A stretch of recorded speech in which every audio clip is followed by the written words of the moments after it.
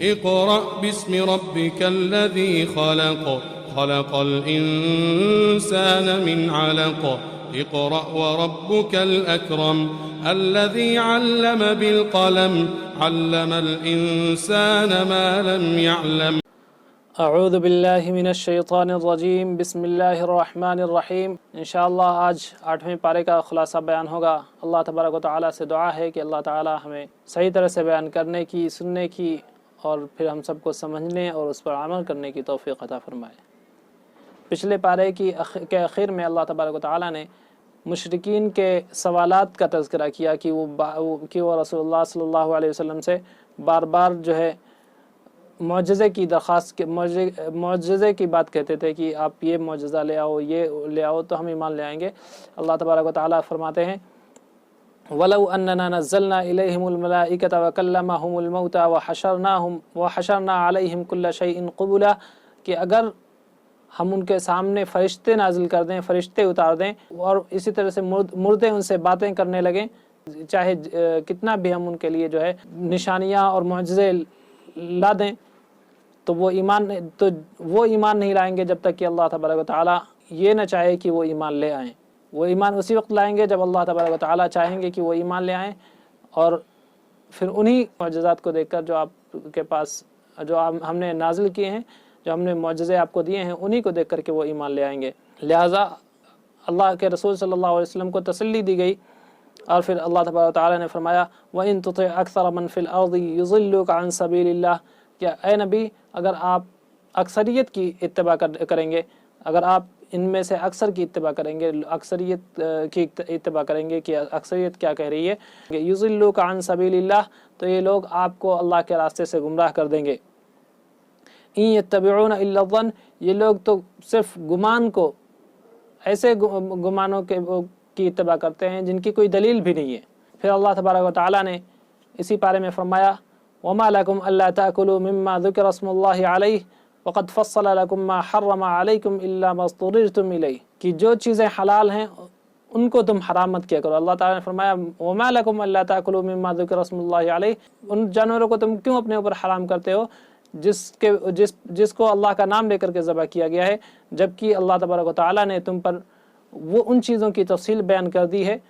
جو حرام ہے، جو تم پر حرام کیے گئے ہیں، تو تم خود بخود کیوں اپنے اوپر کسی چیز کو حرام کرتے ہو؟ حرام یا حلال کرنے والی ذات صرف اللہ ہے. پھر اللہ تبارک و تعالیٰ نے اسی پارے میں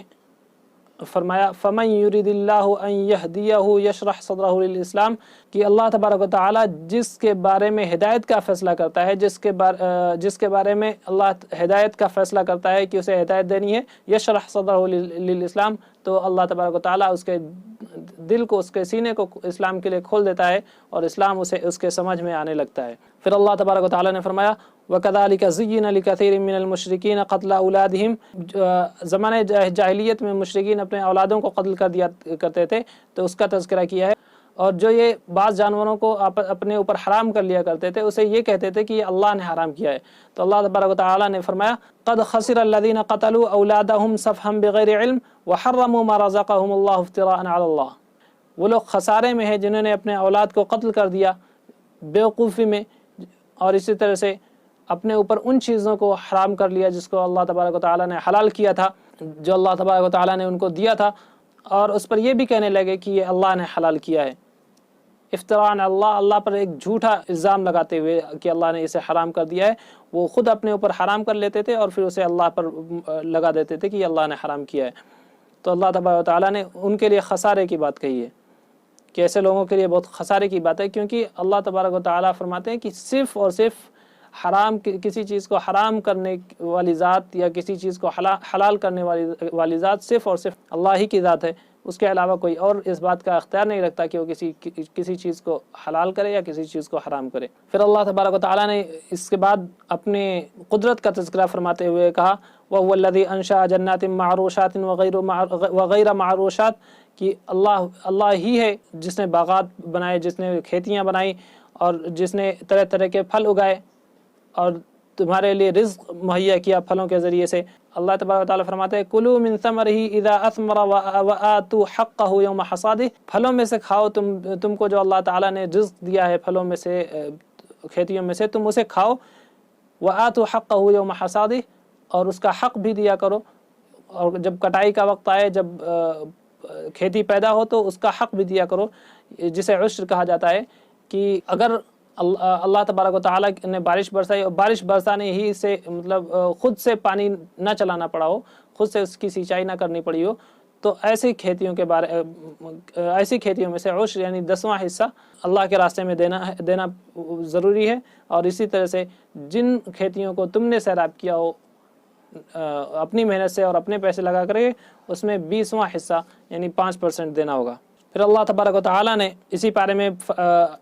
ان چیزوں کا تذکرہ کیا جو حرام ہیں۔ اللہ تبارک و تعالیٰ فرماتے ہیں قُلْ تَعَالَوْا أَتْلُ مَا حَرَّمَ رَبُّكُمْ عَلَيْكُمْ أَلَّا تُشْرِكُوا بِهِ شَيْئًا وَبِالْوَالِدَيْنِ إِحْسَانًا، کہ آپ فرمائیں کہ آؤ ہم تم کو بتاتے ہیں کہ ہم نے کیا کیا چیزیں حرام کی ہیں۔ تو اللہ تبارک و تعالیٰ نے حرام چیزوں میں سب سے پہلے فرمایا اللہ تشرکوا بہ شیئا، کہ اللہ کے علاوہ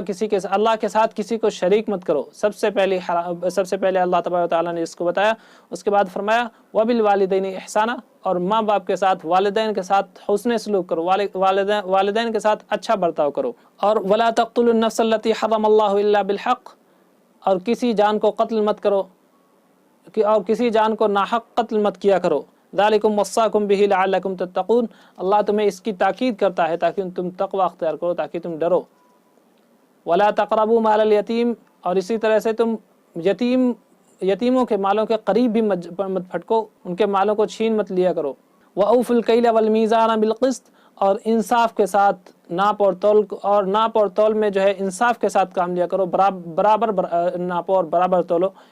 اس میں کمی بیشی مت کیا کرو کہ جب لینا ہے تو زیادہ لے لیا اور جب دینا ہے تو کم دیا، کاٹے مت مارا کرو اس میں۔ اسی طرح سے اللہ تبارک و تعالیٰ نے فرمایا لا نکلف نفسا الا وسعها، ہم کسی کو اس کی وسعت سے زیادہ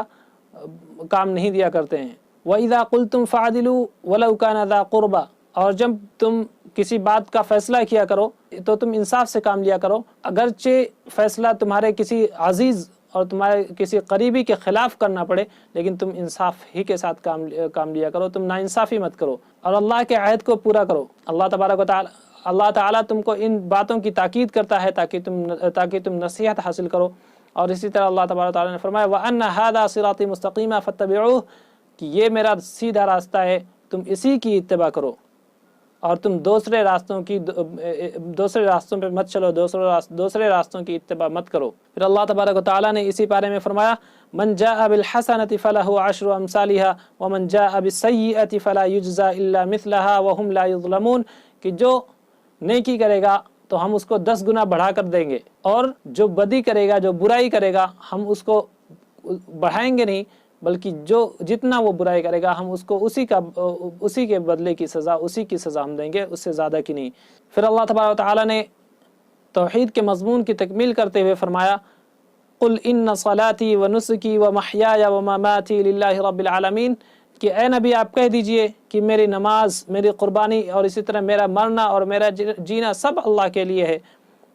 لا شریک لہ، اس کا کوئی شریک نہیں ہے، وبذالک امرت وانا اول المسلمین، اور ہمیں اسی کا حکم دیا گیا ہے، وبذالک امرت، اور مجھے اسی چیز کا حکم دیا گیا ہے،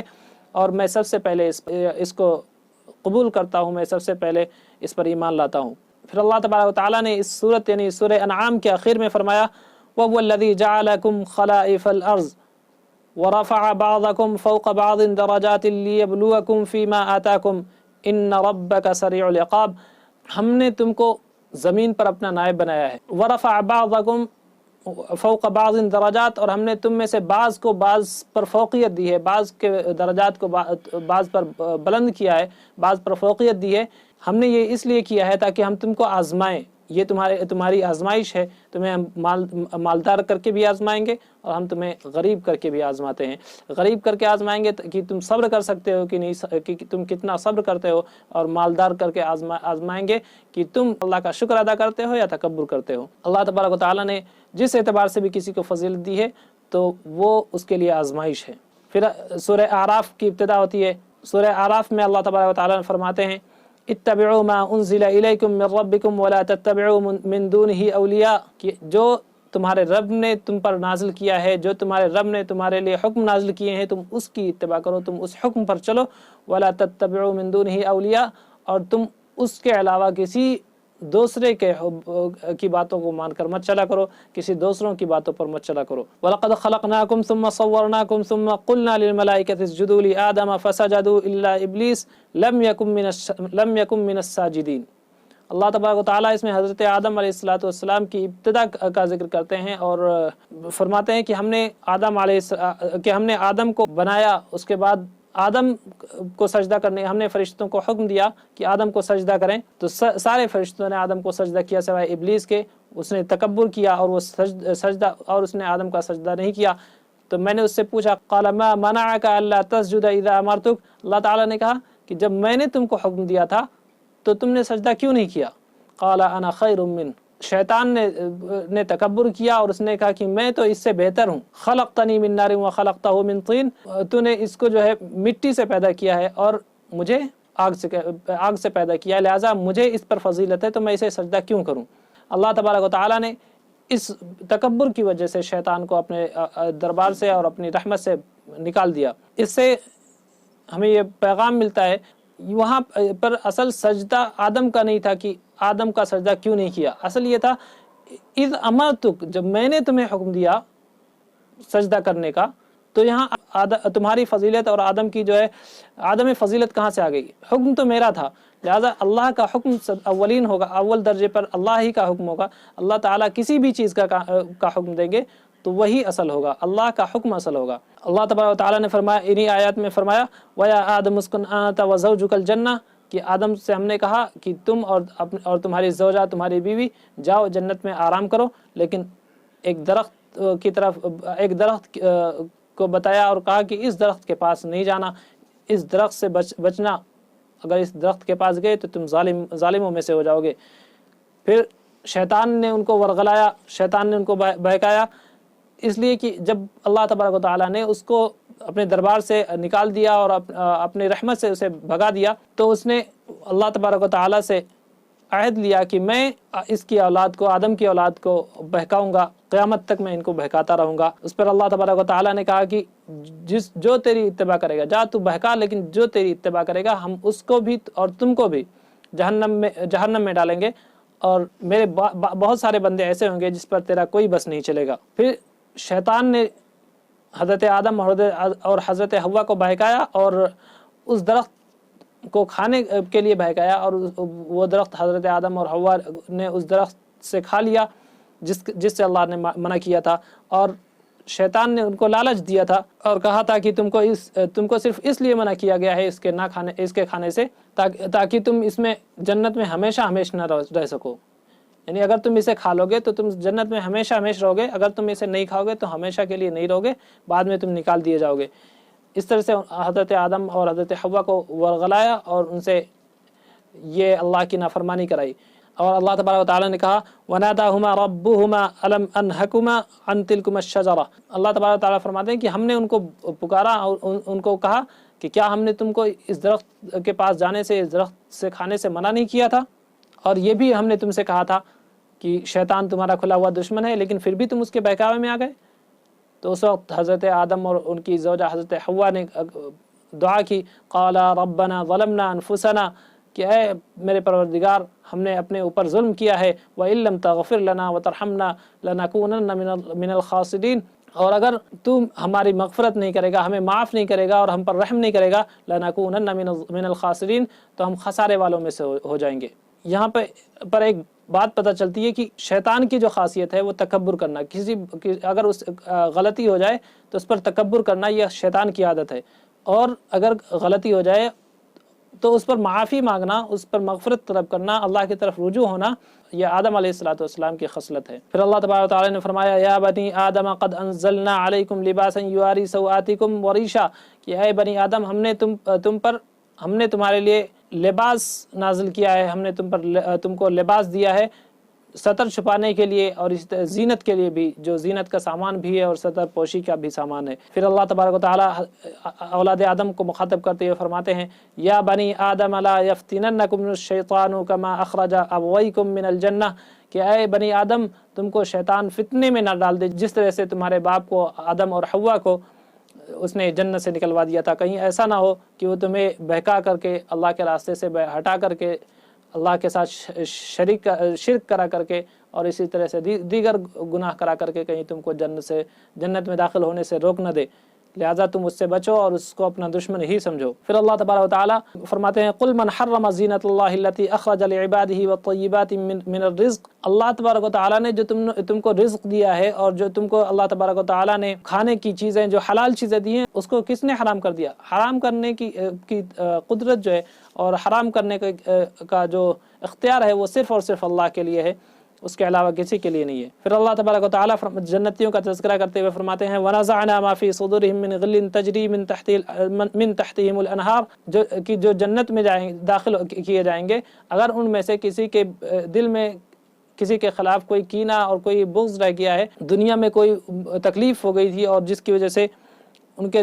قدورت تھی ان کے دلوں میں، تو ہم ان کی قدورت کو مٹا دیں گے۔ اور پھر اللہ تبارک و تعالیٰ نے یہاں جہنمیوں کا بھی تذکرہ کیا ہے اور اصحاب اعراف کا جس پر یہ اس سورہ کا نام رکھا گیا اس کا بھی تذکرہ کیا ہے، اور فرمایا کہ اصحاب جنت جو ہے وہ جہنمیوں کو بلائیں گے اور کہیں گے کہ ہم نے تو جو اللہ تبارک و تعالیٰ نے ہم سے وعدہ کیا تھا اسے سچ پایا، تو کیا تم نے بھی جو تم سے وعدہ ہوا تھا اسے سچ پایا؟ تو وہ کہیں گے ہاں ہم نے بھی اسے سچ پایا۔ اور پھر جہنمی جنتیوں کو بلائیں گے اور کہیں گے ہمیں پانی دے، جنت سے ہمیں پانی دے دو، اور اسی طرح سے جو اللہ تبارک و تعالیٰ نے تم پر نعمتیں تم کو دی ہیں ان میں سے ہمیں بھی تھوڑا سا دے دو۔ تو جنتی کہیں گے قالوا ان اللہ حرمہما علی الکافرین، کہ اللہ تبارک و تعالیٰ نے جنت کی نعمتوں کو کافروں پر حرام کر دیا ہے، کافروں کو جنت کی نعمتیں نہیں مل سکتی۔ پھر اللہ تبارک و تعالیٰ اسی پارے میں فرماتے ہیں ان ربکم اللہ الذی خلق السماوات والارض فی 6 ایام ثم استوى علی العرش یغشی اللیل النہار یطلبہ حثیثا والشمس والقمر والنجوم مسخرات بامرہ۔ اللہ تبارک و تعالیٰ نے اپنی قدرت کا اظہار کرتے ہوئے اپنی قدرت کو بیان کیا ہے اس آیت میں کہ وہی اللہ ہے، وہی ذات ہے، اللہ وہی ذات ہے جس نے آسمان کو پیدا کیا، آسمان اور زمینوں کو پیدا کیا صرف 7 دنوں میں، اور سورج اور جس کی وجہ اور والشمس والقمر والنجوم مسخرات بامرہ، اور جس کے حکم کی وجہ سے، جس کے حکم سے سورج، ستارے، چاند اور سارے ستارے، ساری کہکشائیں جس کے حکم کی وجہ سے